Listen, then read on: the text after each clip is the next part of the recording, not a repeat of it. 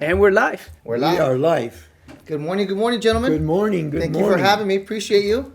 Yes, it's a treat to have you, Peter. Thank you, brother. And to our viewers, let me say a couple things about you. Okay.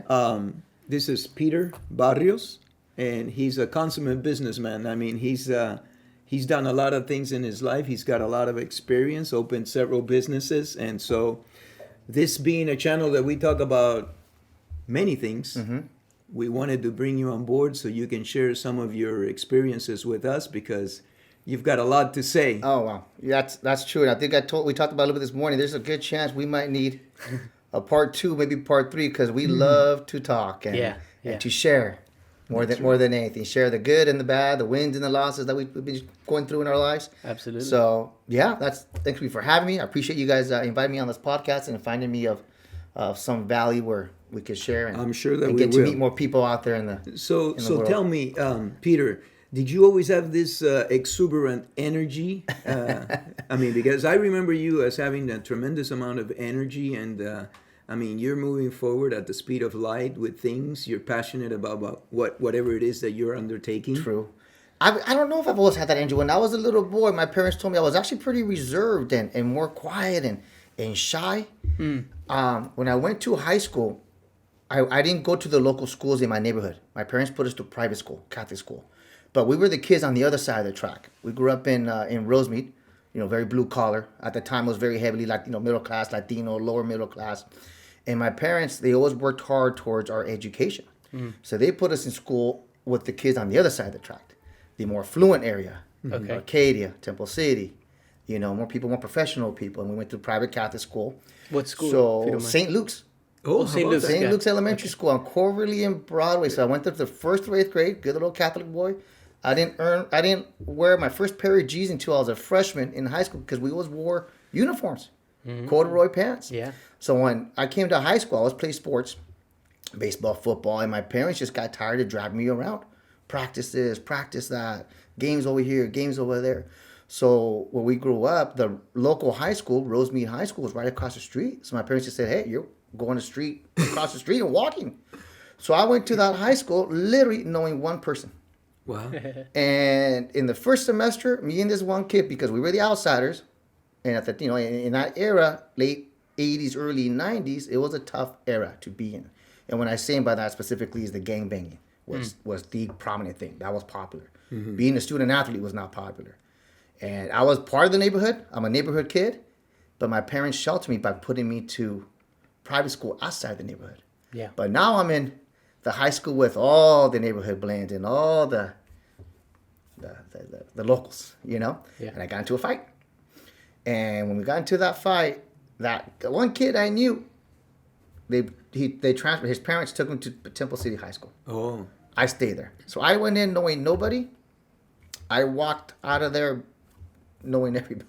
By the 4th year, getting involved with sports, with being class vice president and ASB and all that. As a matter of fact, we're going through our 30-year high school reunion. We're trying to get the ball rolling and planning that. So Time has flown. I think that's where I found myself in high school. I had to make friends. Yeah. I played football just so I can make friends. Baseball was always my passion. Not football, but I played football just so I can make friends. And I think that's where I just kind of took off. And my personality took off.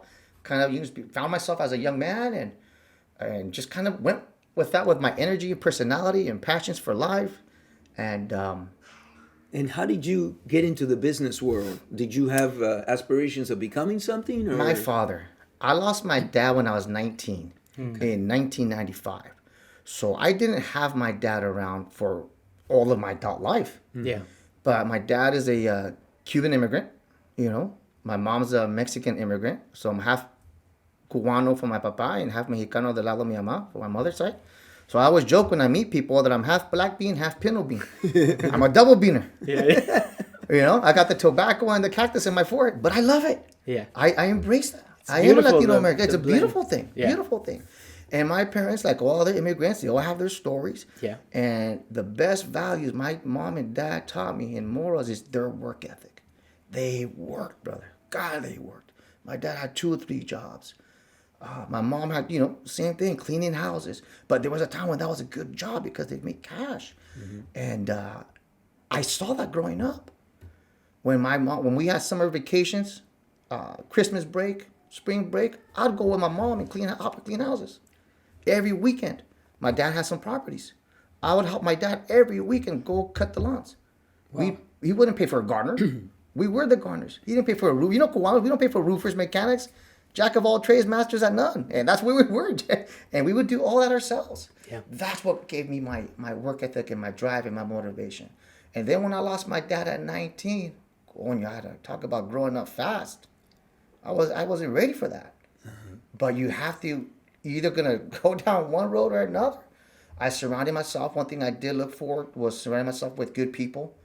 I embraced mentors. When they didn't even know they were mentoring me, I looked up to people and followed their lead and asked for counsel and advice. I've always wanted to do something. I didn't know what I was going to do. I know I didn't want to go down the wrong path of continuing the streets because, like I told you, I'm a neighborhood kid. So that's why it gives me that little edge sometimes. But I knew that wasn't going to be anything promising, anything good in the future. But you're one bad decision from changing your whole life trajectory and going on a bad road, bad road. Sure. So that's what kind of got me started. I wanted more. As a young man, I've always liked nice things.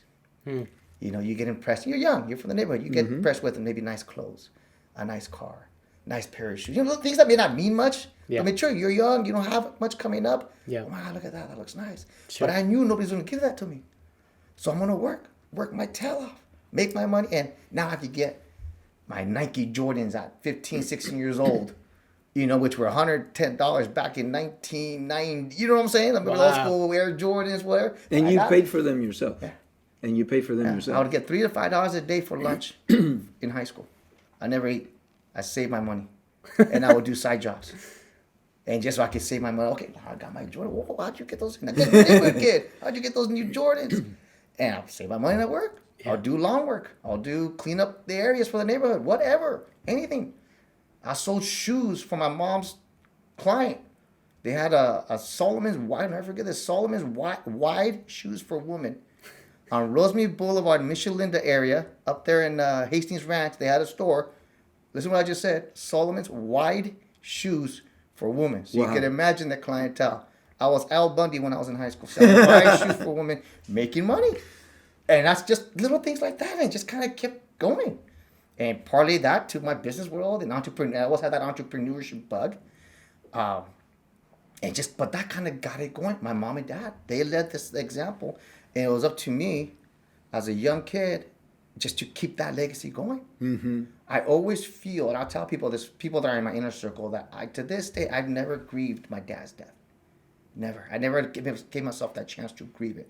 Healthy or not, who knows? That's to be determined. Uh-huh. There was no time for that. There was no time, huh, to grieve. It was go time. Wow. I'll never forget my dad's funeral, November of 95. My dad had some houses. We had a vacancy in the house.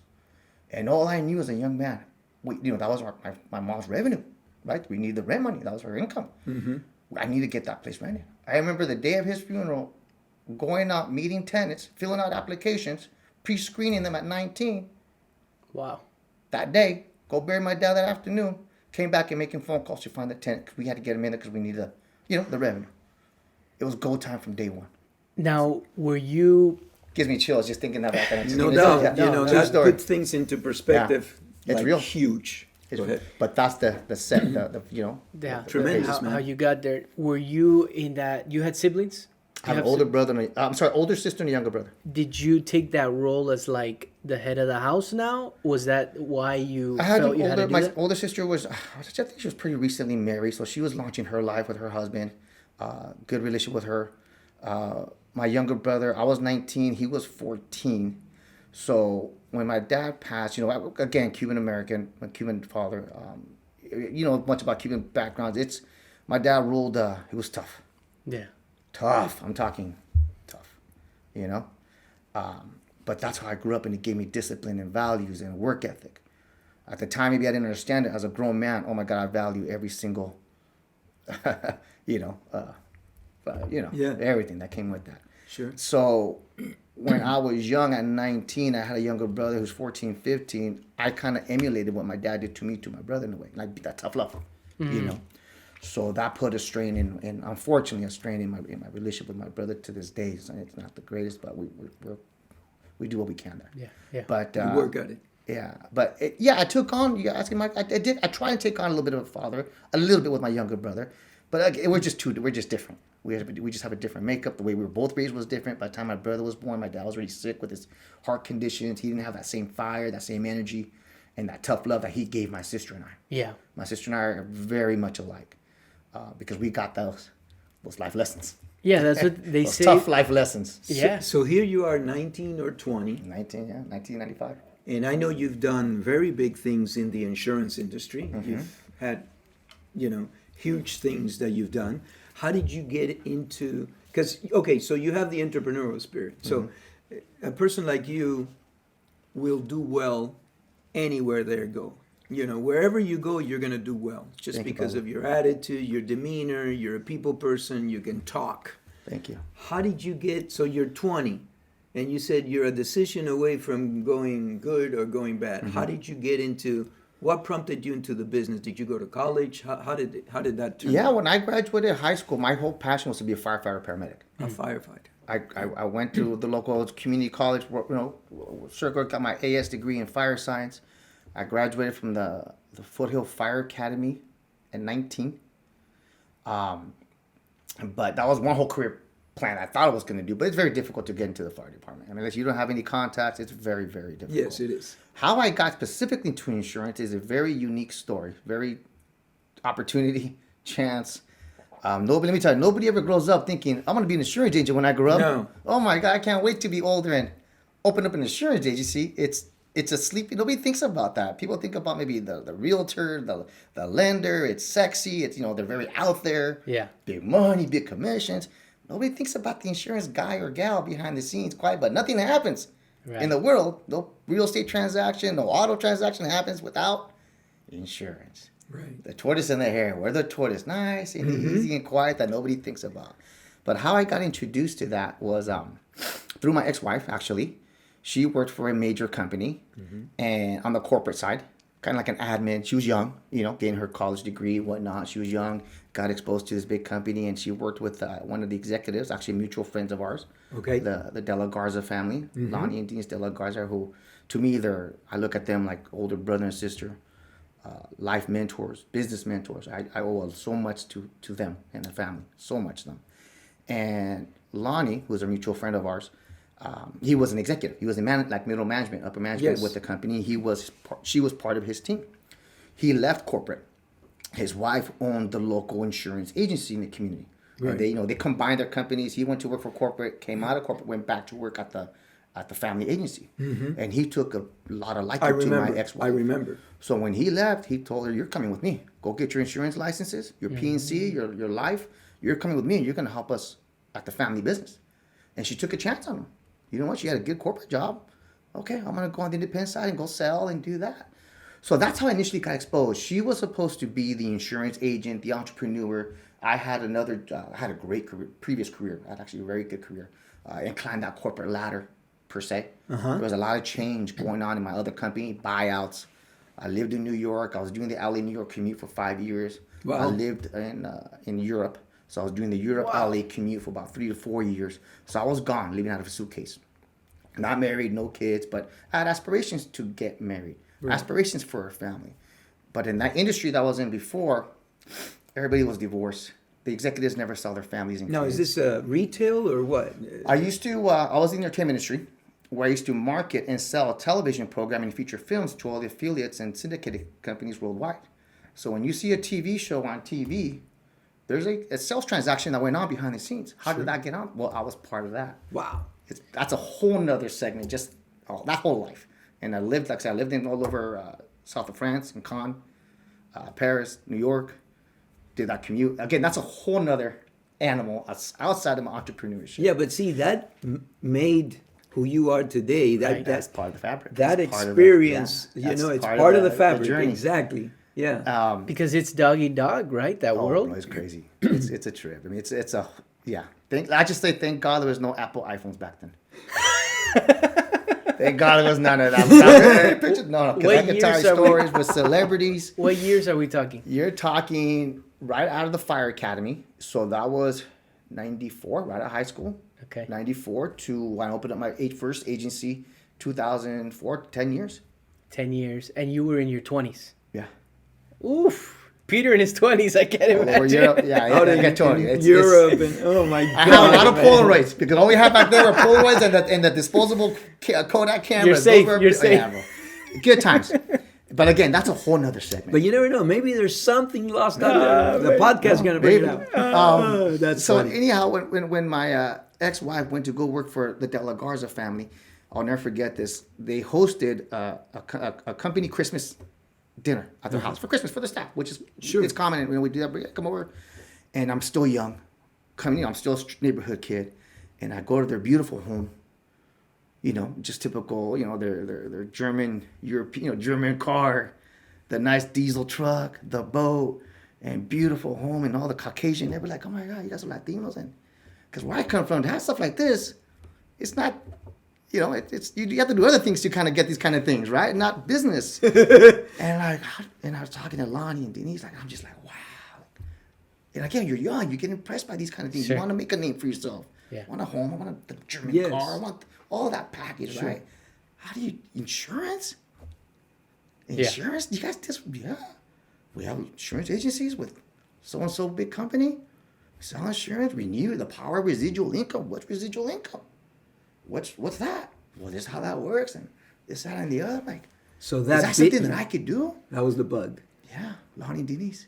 Well, what's your education? Well, I'm a firefighter. I'm trying to get on the fire department, but I work in entertainment. I'm sales, marketing, Yeah. networking. Yeah. And kind of like you. They kind of saw this guy's got something special. He's just not a And- normal street kid. He's not a firefighter. But he's you a have business the entrepreneur, hunger. The it. There's an Yeah, it, right, yeah, Pablo? yeah, yeah. Michael, it's an it. Either you have it or you don't. Yeah. You can't learn that in a textbook sometimes No. or in a college course. It seems like you could be born with it, you could develop it. Maybe it doesn't Later, get you can. developed, but it's got to be in you It's somehow. your DNA. Yeah. It's your fabric. So Yeah. so when did you open your first agency? So What year? You said in 2005. 2005. So he How asked me, old are what's you? your background? Like this or this one. So I went back to school to get my business degree. Oh, Sparked the bug. okay.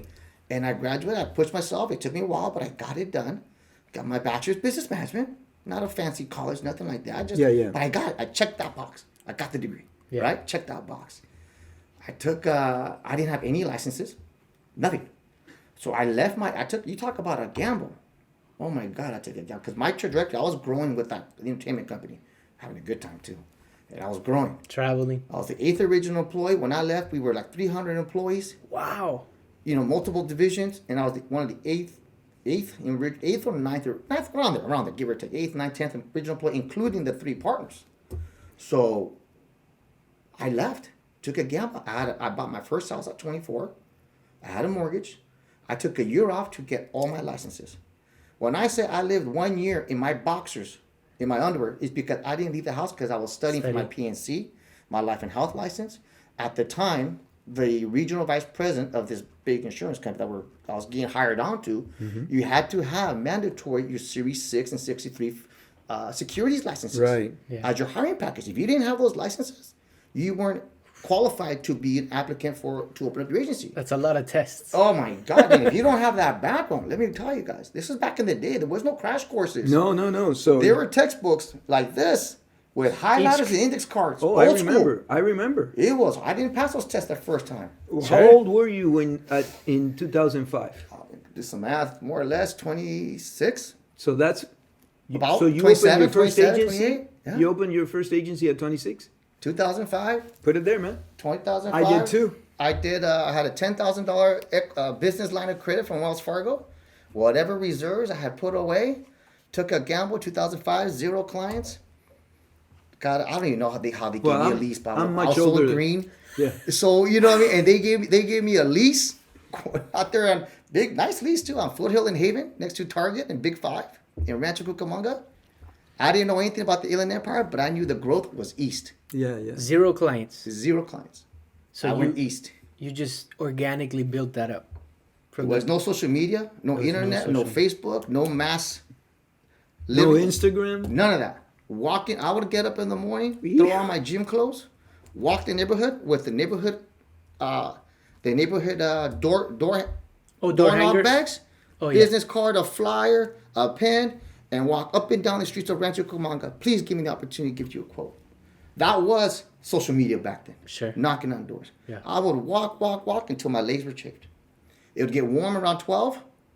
Oh, I would hire some help from Home Depot to help me. Okay, you get this block, you get that block. I get some Home Depot help. Pay them a little bit of cash. Okay, wow. And we handle we foot canvas a whole community. Wow. And on the weekends, people are out and about. I do it on the weekends too. So you already believed in delegating. Yeah. Well, delegating, And a team. the power, I need the manpower. Yeah. 3-4 of us could handle more than just be myself. Oh, That's cool, absolutely. but it's an investment. I would sleep in my office.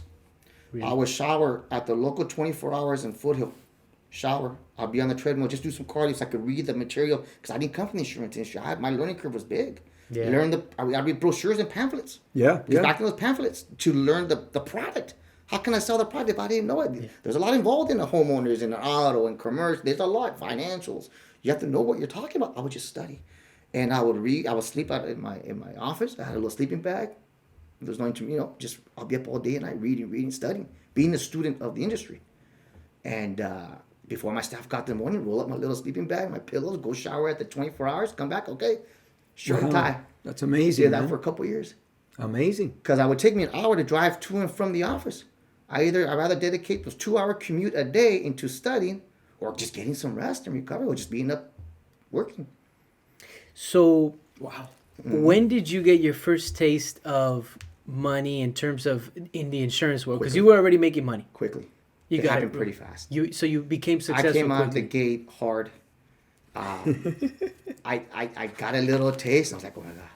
My first check was $4,000. I was like, oh my god. Okay, I'm in the red. I got a problem. Just keep going. Again, there was no social media to spread the word. This was my social media. Sure.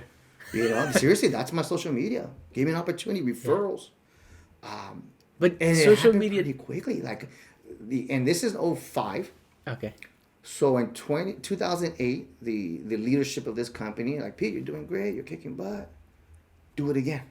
There's another program, I don't know if you guys remember, I believe it was ESA, the Enhanced Satellite Agency. So my crazy butt, okay, I'm going to do it again. Another office, we call them scratch offices. Yeah. Where you had no clientele or you have a very small business, it's a very small book of business, and you build it again. Cool. And I did it again to the day, February 1, 2008 in Chino Hills. Blew that one up. But then we had the economy crash of 9-10. And things got scary, right? For all of us, any industry.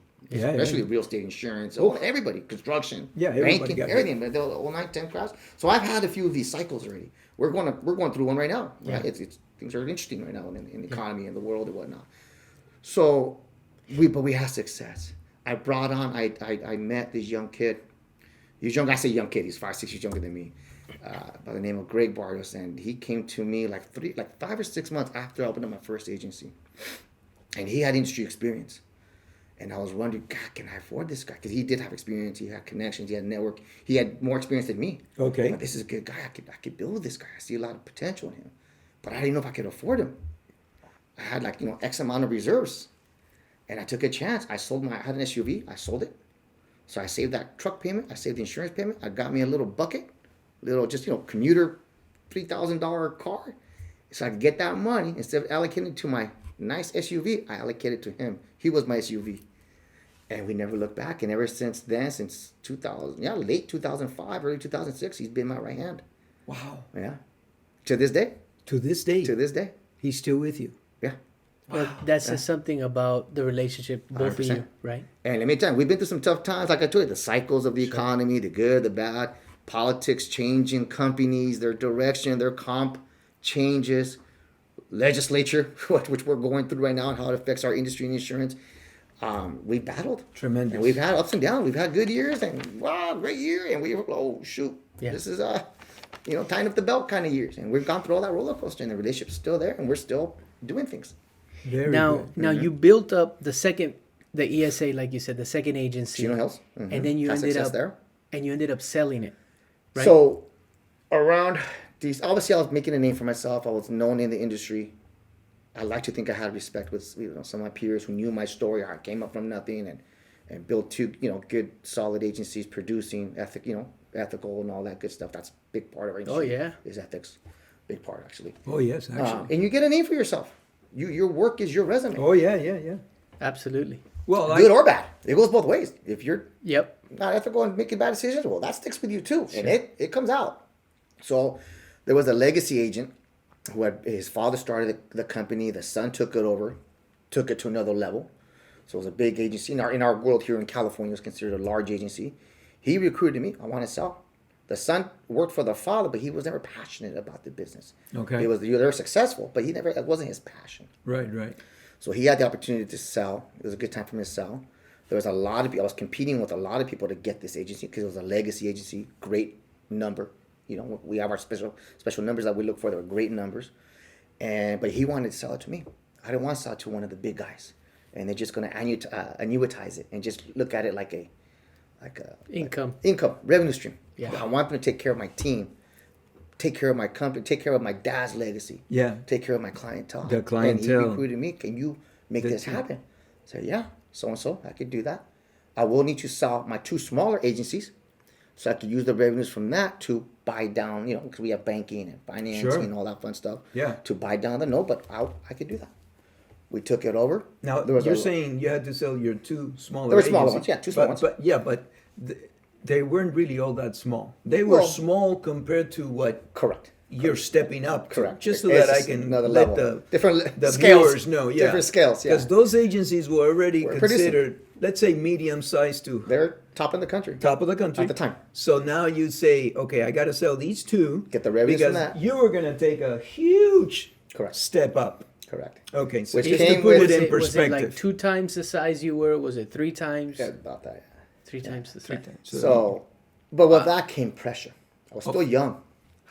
And I knew corporate was looking at me. How is this young kid?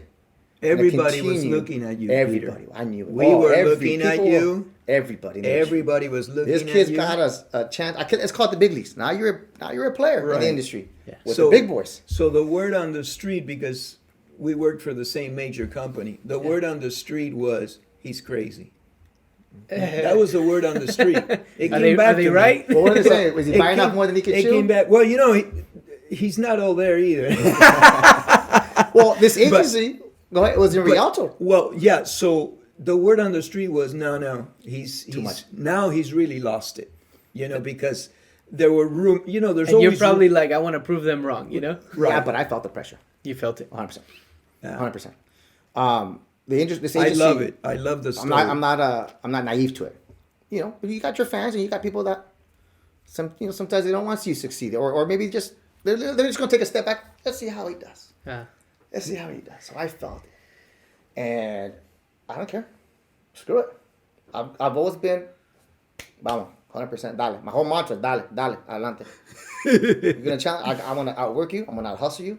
I may not be the smartest guy. I'm never gonna be the smartest guy in the room, but you're not gonna outwork me. I promise. I will tire you out. I love that. You say that all the time. That's it. I'm not I the will. smartest guy in the room, but I'm the hardest working I don't guy have in the to room. be. I know enough to be good, but I'm not saying, I'm full of wisdom. No. But I know I ain't gonna outwork you. Yeah. So forget. I'm And always if there's a competing way, you'll against find my it. father's legacy, Yeah. who came here with nothing. I never forgot that. Nothing. And he accomplished the American dream. When I say the American dream, homeowner, good career, good family, multiple homes, multiple properties. To us immigrants, that's the American dream, right? Right. Some financial freedom. Sure. Right? Not living in luxury, nothing like that.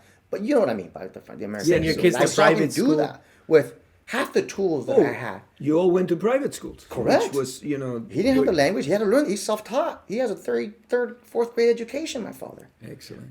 So I'm always competing. To this day, I compete with that. Yeah. So He set a high standard. to take you back, so this purchase of this very, very large agency was in what year now? Because we left. This was December of 2011.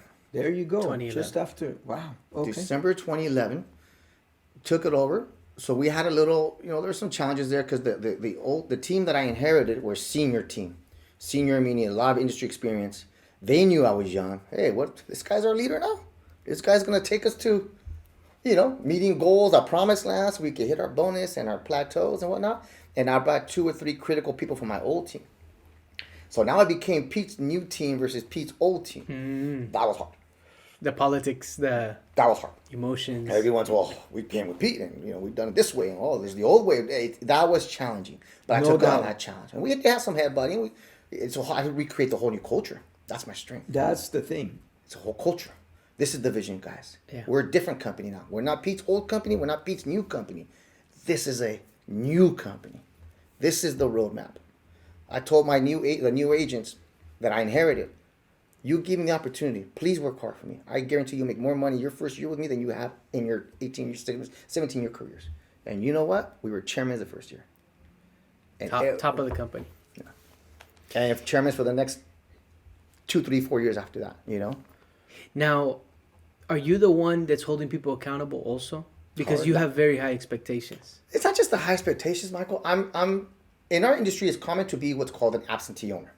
You hire an agency manager or a sales manager, you empower them, you delegate to them, and you take a seat back and kind of watch, you kind of manage the company from the back. I'm very hands-on. I don't micromanage. I don't babysit. If I treat you like an adult, right? I give you respect and I expect respect back. If I ask you to do something, I'm not gonna follow. Michael, did you do this? Michael, what's that? Where's this report? Where's this task? But if they Just get don't do done. it, Well, then you know what? My mistake. I hired you. I So- thought I was hiring a grown adult professional. It's not you. It's not your fault. It's not you. It's me. I made the poor decision because you can't. so they're out. You're a grown adult. I mean, I give you the benefit of the doubt. If we have to have a conversation, we'll have the conversation. I'm not just going to cut you right away and, okay, you're out here. If you're good people, you're good people. People make mistakes. I'm okay with mistakes. We all learn. I make mistakes. But when you see me, when I run my agencies, I like to lead from the front. I am engaged. I'm hands-on. I love it. I still quote. I still sell. I network. I'm not very much like your father in that. I like to be in the game. Yeah. Can I take a step back and be more family man? Yeah, I probably could, but there's a reason why I'm 48 and it took me 44 years to have my first kid. My passion is my business and my staff, my team. I want to make sure we're good. So I like to lead in the front. And when you lead from the front, follow me. Here's my energy. I'm setting the pace. respect that Here's you the get. strategy. We have to pivot because something changed. We have to pivot. Then people respect. It picks up their game. Oh, For sure. 100%. Oh, yeah. I mean, It the picks up worst their thing game. is to see somebody, hey, do this, and then they go sit back and I'm in the game, man. I love it. I'm a student of the industry. I still have a passion for it. yeah. A lot has happened since then. We're still doing new projects, I'm hands on. I Yeah. love it. Yeah. I literally love it. Well, I've walked into your office before and I felt there's some sort of vibration going on in there. There's that energy. I don't know if you're spraying into the vents. Like the casinos in Vegas. I wish I had that Oxygen magic. or something. It's culture, Michael. Yeah, it's the culture. It's culture, brother. Yeah. And again, there's textbooks sometimes can't teach you that. No. Colleges can't. Professors can't teach you that. It's part of your DNA, your identity as a business owner, Yeah. as an entrepreneur. Culture. Yeah. I just did a business plan for a new project that I'm working on right now, which will come out pretty soon. And it's an extensive business plan for the company I'm trying to represent. There's banking involved because it's potentially a significant acquisition. And a big chunk of my business plan, you know what was the core? Culture. I'm talking about culture. And what's my plan to take over this new team that I might be leading, and how my plan is, what's my strategy around the culture. And that's a big part of my business plan. So we'll see if the bankers like that, because bankers are all about numbers and P&Ls and whatnot, but culture, I put so much emphasis in that. Well, you said something I remember. I'll never forget. We walked into your office, and you told us what you did to become one of the agents for the company you were last representing. Mm-hmm. Very, very huge company. Correct. You sent a video I did. of yourself, right? I did. Did I And show it that- to you? Well, that's Yeah. But you're jumping up because that's the newer company. Okay, you so went to, we'll follow right? the timeline. Yeah, So there's a then- time. So But what I that's- want to know is something real quick. Sorry. He always cuts me off. That's all good. It's all good. Forgive me. So you were doing exceedingly well. I did have some You good years. ended up Had buying some good this years. other agency. You create the culture. Took You're my life to a killing whole new it. You're level. chairman. You Took make my life chairman. to a You're whole new killing level, it. for sure. And then this other opportunity comes up, and then you're willing to leave what you created. It's funny for because this remember, Michael, you can't ask me about that. How did I come to the decision to leave this because good situation and Yeah. start all over? Well, I'm seeing it's a recurring theme in your life. Because correct me if I'm wrong. When you walked into his office, that was the second company, right? Correct. That This one, yes. is the latest company. The latest company. So Okay. how do you leave something That's a that? great question. Well, I'll tell you. Just as much as we're talking about leadership, that I happen? put so much value in good leadership, in culture. Uh-huh. The decisions that led me to want to find an exit strategy from that company where I was at is, I gotta be said real carefully. I also believe in leadership. Okay. If I believe in you as my leader, I will run through a wall for you. I will work 12-hour days. I would invest a lot of money back into my company with good marketing and quality staff so we can meet our goals, so you can, it all goes up the hill, right? Sure. So you can meet your goals. If you lose me as a soldier and I don't believe in your direction, Okay. in your policies, and at the time the company was changing comp plan, which is very, because remember I Commission, acquired this what- company. Yeah. So when Compensation. I have a business loan. I don't come from money. Right. It is what it is. I do depend on business financing, and the loan that I had was based upon the commissions and the revenues of that time. There was a new executive that came in. Everybody wants to change things around, save money for the companies, change the comp plan. So now I was looking at 20, possibly, if these changes would have happened, possibly 30% revenue losses. Losses. Well, the bank doesn't care. Right. Hey, bank, the company changed their compensation structure. Sorry, Pete, but my economics are based upon the old comp plan. So that was down the pipeline. And it was maybe going to happen, maybe not, but it was getting a lot of steam, specifically around the Integrated Solutions Program. So I'm not sure you remember the company. So I'm like, if that goes down, I'm in trouble. Right. I'm going to be, and not just me, anybody that has a bank loan with the company is going to be, uh-oh. So this other company, which is probably at the time, one of the two fastest growing companies in our industry, which you know, they started open up what's called a local agency model, which you see, other big companies in the neighborhood. They were mostly, call centers and online platforms, but they wanted to tap into these other companies' clients. Got it. They know those clients like to have the local office. I want to be able to talk to my insurance guy or gal representative. Pre-pandemic. This is Pre and pre-pandemic. during the pandemic. Oh, you made the switch during? This is 2020. That's So- when you switched? So yeah. Oh. I opened up my office August of 2020. The pandemic was March of 2020. Yeah. Oh. So just so that I clear it for our viewers, you create this behemoth of a business, and then newer management comes in and says, "Hey, we're gonna make some changes," and Which affected us business owners. Bad. but the whole world changes, and the world is changing constantly. So this is something that, How to pivot. yeah. Well, see, what happens is that this is an unexpected event. Mm-hmm. You have certain hard costs Yeah, involved. that's a fact. And so you said something very important right now that I just want to repeat. You said, if I believe in you, I will run through a wall. So they lost Yeah, you as a soldier. They did. 100%. You I didn't were believe shaken somewhat to your At that core time, with that current leadership, with that current the leadership, direction. the direction. They somewhat lost you as a soldier, and being the entrepreneur that you are, Mm-hmm. and the passionate person that you are, you went and you saw The another other opportunity. another opportunity came up with another amazing company, very well That's known what national brand. They wanted to get into the local offices. Well, that's my specialty. Local, Okay. that's my niche, if you would, in the business world. And So And that's how you made a video that you made a reference to. Tell us about that video. obviously there was that this, that this was unique, opportunity right? was very limited, Okay. very special. This company, they probably had maybe just only 300 agencies, the whole country. California has 900 for one company. Yes. So it was very competitive, and I got a lot of friends in other states, Florida specifically. My Cuban people, my Cuban friends. Oh, hey, hermano, are you hearing the Cuban this? mafia? No, they're not. That's a whole other crew. But are you hearing this in Cali? That this company's rolling out? No, what's going on? Is that right? That company's doing neighborhood local offices. Yeah, Pete, let's take a look. Because we all have similar circumstances with the comp changes at our current company. Sure. And concerns with the direction and all that. We all Sure. had those concerns. Wow, this might be our avenue out, and start all over, regroup. So I landed contracts in Texas. I was pretty early. I landed a contract. At the time, California wasn't an option. Mm-hmm. It wasn't open.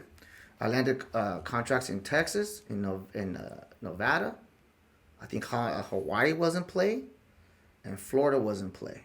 And then they opened up a contract in the executives I'm working with in California. Pete, you want to stay in California? Well, yeah. What do you have? Oh, we have Pleasanton, Stockton, up north. No, I don't want to go up north. It's not my kind of, the weather, policies. That's not where I see myself. Okay, well, we have a contract down Santa Monica, California. That commute is brutal. Real estate is horrendous. Labor is horrendous out there. No, it's not me. I think I'm going to stay. I was going to go to Nevada, Summerlin area. I could commute back and forth if I had to. If I need my in-laws for my baby, we're not far. Going to Vegas, Summerlin, it's not far. Oh, we opened up this area in Temecula. You want Temecula? This market. Man, that's not my people. Because they're in home office and they're seeing from satellite images. Right. At the time, I was living in Rancho Cucamonga, so they're looking at satellite images. Not that far. Rancho Cucamonga, Temecula is right down the 15. That's a 2-hour commute each way. California is huge. And then I said, Pete, we got this one area, LA County. It's considered a large market. It's West Covina, California. Ooh. I'm like, that's my backyard. Those are my Latinos. Those are my Vietnamese. Those are my Asians. I know that community. I lived in Covina for many, many years. Pete, but I got to tell you, it's very difficult to get that because there's a lot of inside, I won't say the word, that company's executives and management, sure. They wanted it for themselves, yeah. in-house. Yeah. I'm like, also fine. Put me up against them. I have the resume. I have the roadmap. I have the blueprint. I know what it's like to build these agencies right. from ground up. These guys don't. I've done it. Yeah. These guys may be powerful executives at your company, upper management, but they don't do what I've done. Right. Put me in the hat against them. So it got very competitive. Oh, yeah. So I had and this is during COVID, so there was no in-person meeting. Right. Everything was Zoom, so I was at a disadvantage. Sure. I was on the outside. I wasn't an inside company guy. They didn't know you. They didn't know me. You had a great resume. They had my resume, my financials, all that. We had tremendous PowerPoint presentations, tremendous P&Ls, 3-5 year projections. I mean, it was extensive. So I'm like, how can I get these guys to know me? So I shot a video. The infamous video. The infamous video. I must have seen that video. I kid you not. It went little. I shot a video. I saw your video. I saw it like 10 times. I did that in one take. One take? My buddy who did that, and who revealed it to me, he's like, Pete, how did you do that? No script, no practice, not even my mind. Just it's you have to talk from the heart. Yeah. And it was just an introductory video. Raw passion. Yeah, I wanted to see my energy. Look at just talking, just gives me fire. Look at the children. You can't fake that. I wanted to see my energy. My mindset, who I am, what my intentions are with you. Give an idea for the people listening. The video was what? You were at the location that you wanted, right? I was at the Porto's Cuban bakery, so I made a little piece of me out there in the West Covina shopping center, plaza. And we did that. Did a little spoof, little change. I had my old company hat and my old company golf shirt, changing it to the new one. Okay. Presenting me as your future West Covina local agency owner for this company.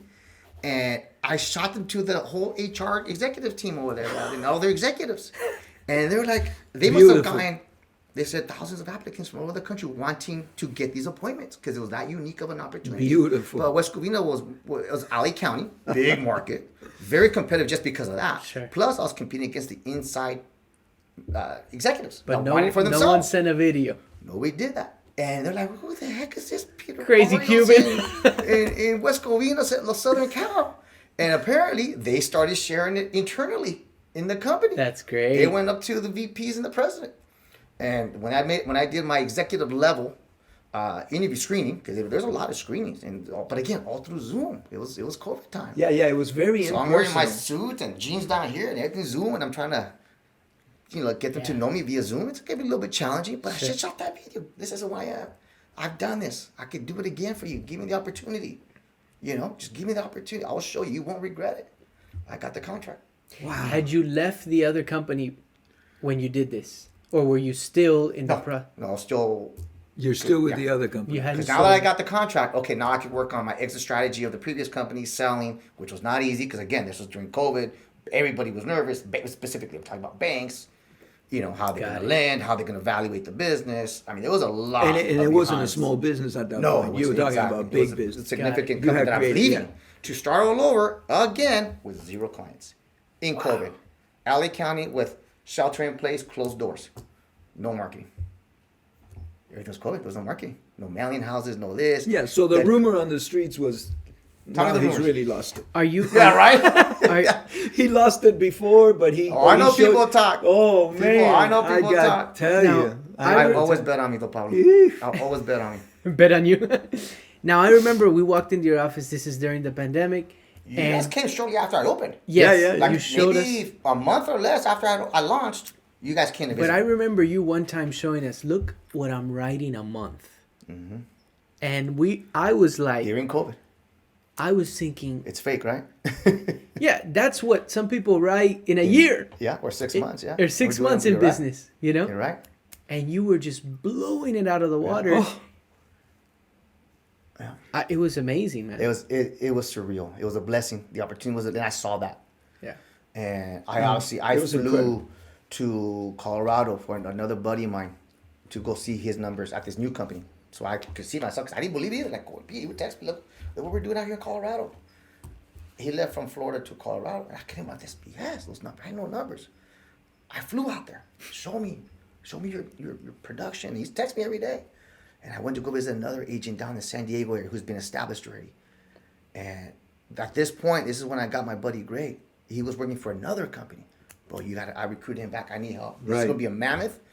I know I can't take this on by myself. I am getting older. I'm getting tired. I do have a daughter. Like, I want to have some work-life balance. Let's get the band back together.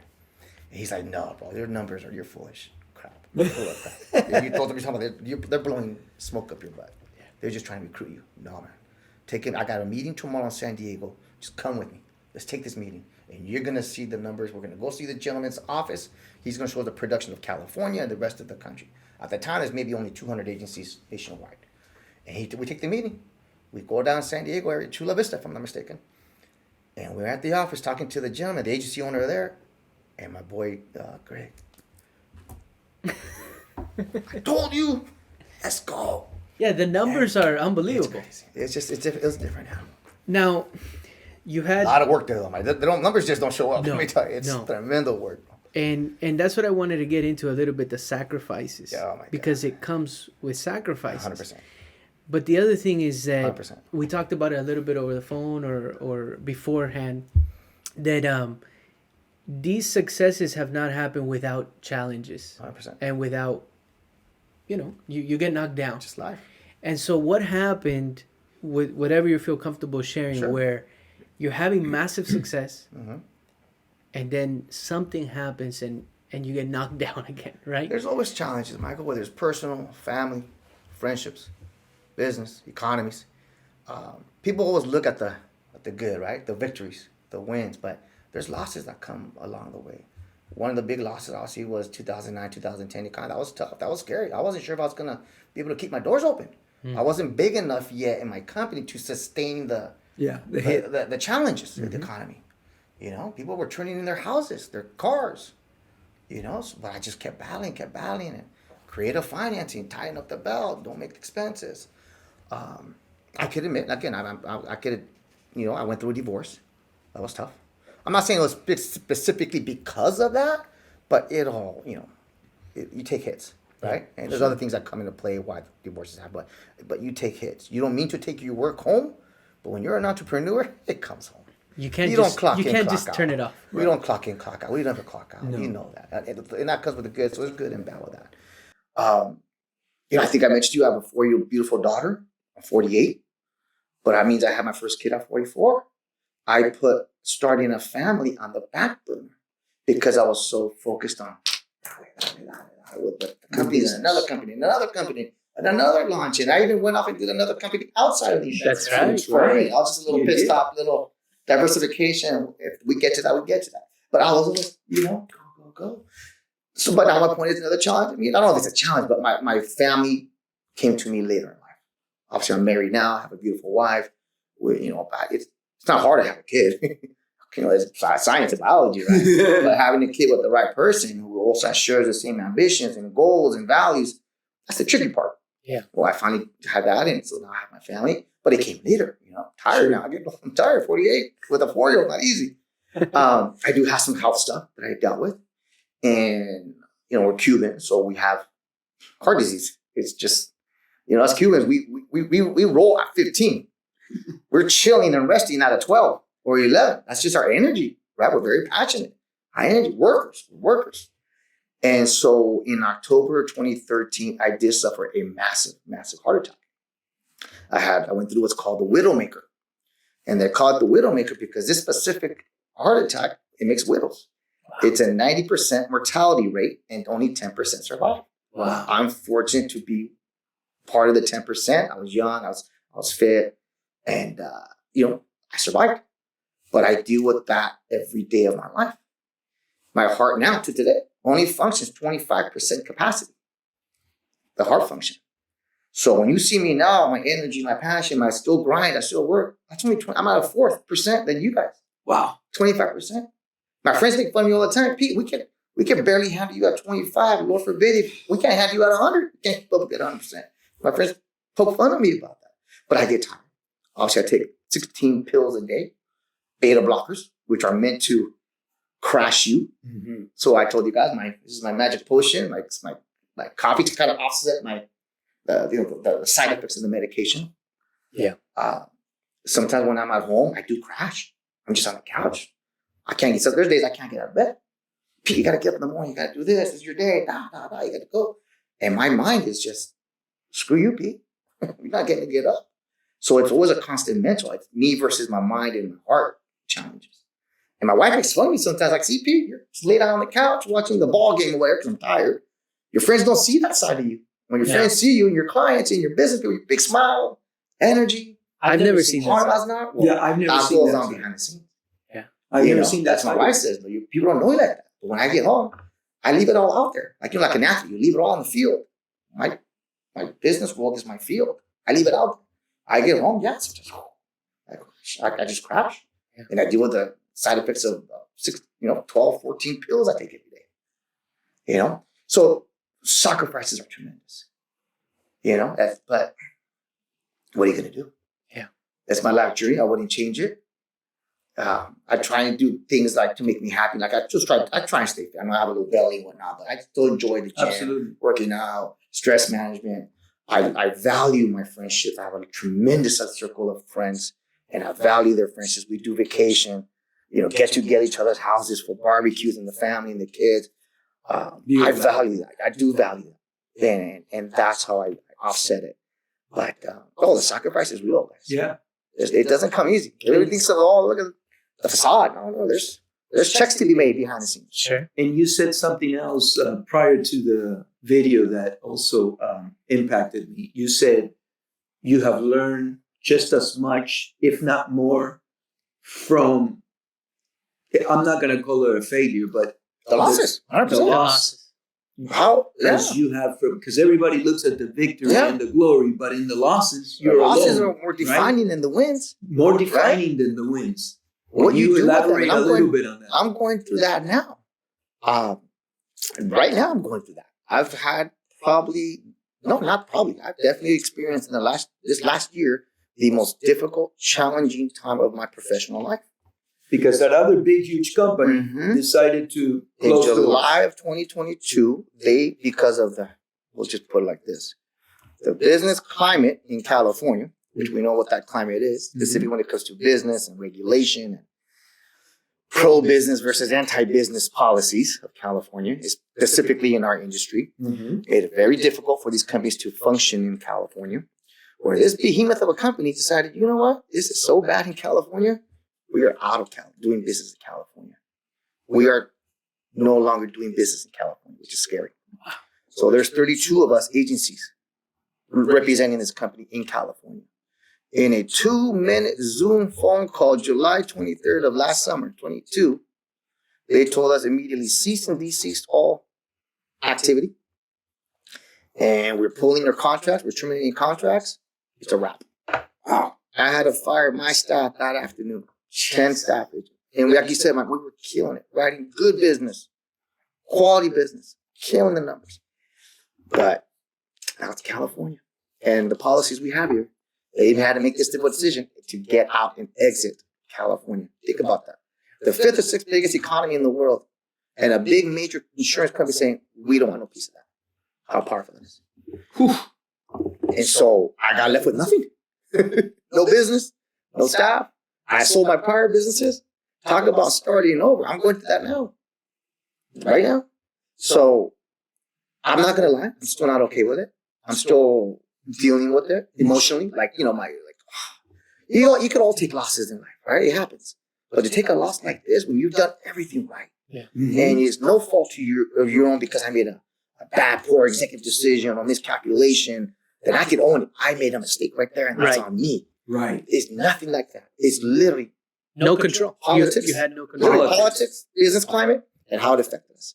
And then we got left with holding the bag. That is. And I had to cut 10 people. It affected their lives. Of course. I had to find them jobs. I called friends in the industry. I got a good guy, good girl. I got this guy there. I got some killers over here. Killer salespeople. Trained, coached, polished.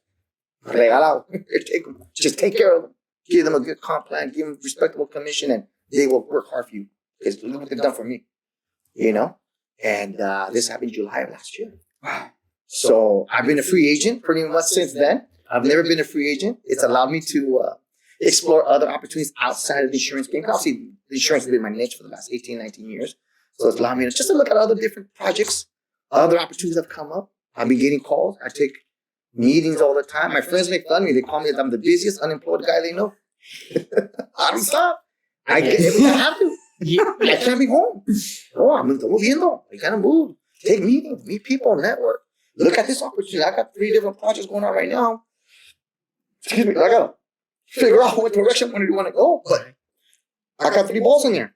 Because it's an opportunity now to maybe make a career change. Possibly. Very, very. In the insurance industry and outside. Yes. I'm exploring everything. Yeah. Everything's on the table. Everything's on the table. It's also exciting because, from my perspective, seeing you, I know that you got responsibilities, you got a family, you got mortgage, all that, of course. But stress comes with that. Every time I talk to my dad, it's like I think I know you're right now, like you're out of the scenes. Let's say to a certain degree. I'm technically out of the game. You're behind the scenes, but I know you're not just sitting down. No. Like we know that you're not in his DNA. No, you're just planning, and that's one thing I remember running into you at an event. Yeah. Where you were trying to be under the radar. Oh, yes. It's impossible. I was like, Peter cannot be under the radar. Michael, I got my hat lowered. I'm here representing a certain cause. Well, I'm trying to be under the radar. It's impossible. You stand out like where's Waldo? That's right. But, I know exactly what you're talking about, too. But you know what? Everybody knows who knows you. You're going to figure something out. Yeah. And then whatever you dedicate yourself to, like he said, you're going to be extremely successful. That's all you show in your life. Thank you, It's. But what a great story! It's a redemption story because I'm still curious to see how it all plays out. Yeah, I've never been challenged like to this. When I left, when I was between companies, I always had the plan and the contracts were ready to go. I'm leaving this, but I got my contract and now we're launching. But I was ready to go. When I got cut when we lost our contract in July. We had no idea this was going to happen. Right. We had barely launched 22 months. Things were barely starting to open up in LA County, and our numbers were going even higher. The the car dealerships were finally getting inventory, from the chip shortages, and we had dealership programs and whatnot. We were barely launching our marketing 20 months later. Like our numbers were, what you saw was the start. Wow. Yeah, brother. So, and then to get it all, we had no idea that was coming. Just throw a number real quick so people can. How many autos were you writing a month just in the beginning? We're probably doing over 350 auto policies. 350 policies. So if you're talking autos, you figure every policy times what, 2.5? Yeah. You're talking almost 600 in the beginning. Plus a month. No, a month. 600. That's what time we finished out. We probably started about 150, 200, started trajectory. So 50, 60 homes, 600 a month. policies a month. Items. 600 About items. 300, 350 Got it. policies. But if your policy typically has 2 cars, sometimes 3, sometimes 4 or 5. Over 600 cars a month. Wow. Homeowners, 50 homeowners a month. minimum. No, those numbers are Minimum. huge. Minimum. Motorcycles, 50 motorcycles a month. I had a connection with all the Harley That Davidson. is, I had four dealerships I was their exclusive insurance guy. So I get 50 motorcycles. Each motorcycle, $1,500 to $1,000 policy. And then you cross sell the auto. Right. in this, 40% of that in 2 from the years, motorcycle lease. In 22 months. in 22 months. Mm-hmm. Yeah, you know your numbers too. That's one That's, thing. yeah. You very really Got do. to. So Operator, you got just to. said you ride the motorcycle and you ride 40% of the motorcycles. Go get the auto. You get the autos. You know your numbers. Got to, bro. That's what we do. That's what we do. How do you not know that as an operator? Yeah. That's my point. That's the point. That's the difference between an absentee agency owner or being hands-on. Right? You cannot replace hands-on. Absolutely. There's no way. No I way. agree. Now the scalability of that can be in question. Right now, you had 10 people that were working with you, We were a team of 10 total. team of 10, Mhm. but there's only one Peter. Correct. So that's I would say the challenge there is that how do you continue to grow that? Oh, I get to. I have a.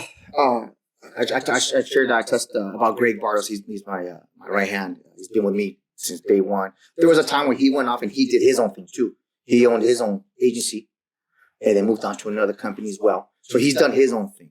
But when we took on this last contract in West Covina, I recruited him. I knew I was going to need him. Like I told you, get the band back together. Yeah. So I knew that I saw the potential. I saw the scalability, the direction I wanted. I had the vision, but I couldn't do it myself anymore. I just don't have that bull. I have some of the bull in me still. I'm always going to be a bull. I'm a Taurus. But you just need help, Yeah. right? And I'm like, bro, let's get this back together. Let's do this. And together, we're going to left and right. So I call it many the 1A, 1B. I have strengths and weaknesses. It just so happens what makes the relationship special with Greg is his strengths and weaknesses complement my strengths and weaknesses. Yeah, he's strong where you're weak. 100%. And as a leader, you have to be able to identify your weaknesses. Don't fake. You can't fake people. I am weak. I can tell exactly where I'm weak. So I'm going to find the courage. It so happens that this guy that I met early in our careers, my weaknesses are his strengths and vice versa. So we call everybody, we're the two-headed monster. Yeah. When I'm getting the contracts and you're hiring me, you got him too. And you talk to me, you're talking to him. You talk to him, you're talking to me. We sit at every Zoom meeting. We have weekly meetings. We sit at every phone call. 99% of the decisions we make together. We're doing with contractors now on build outs and construction. We're there. We're the 1-2 team. Beautiful. And it works. Yeah. And that's very rare. Yes. In business partnerships. Yes. Very rare. Do we have ups and downs? Do we agree on everything? No, we're human. But we're going to grab a beer, we'll have a coffee, we're going to talk. Okay, this is my vision, this is my strategy. Pick and choose the battles. You don't have to die on every single hill. This is my decision. Right. Being a leader, you have to compromise. Well, sometimes you get all the information and you make the best decision possible.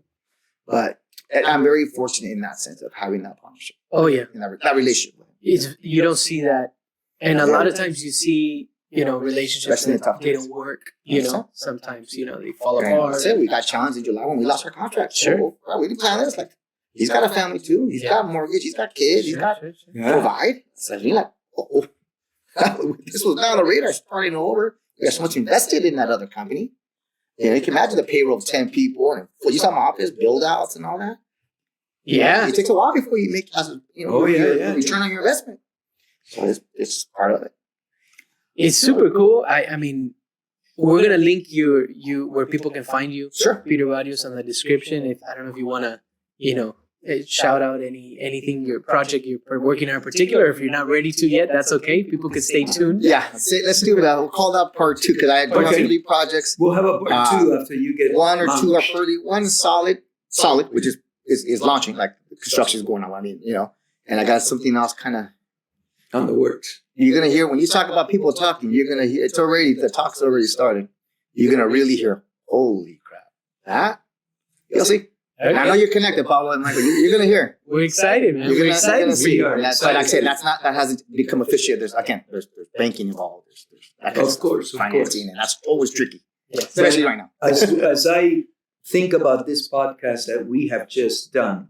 So many lessons. Oh, Right? So many lessons. It's absolutely. that, Thank you for sharing. Yeah, thank you for guys. sharing. No, thank you for having me. And I'm gonna tell you guys, I know we don't talk all the time, but trust me, when I say I see you, and I follow you guys.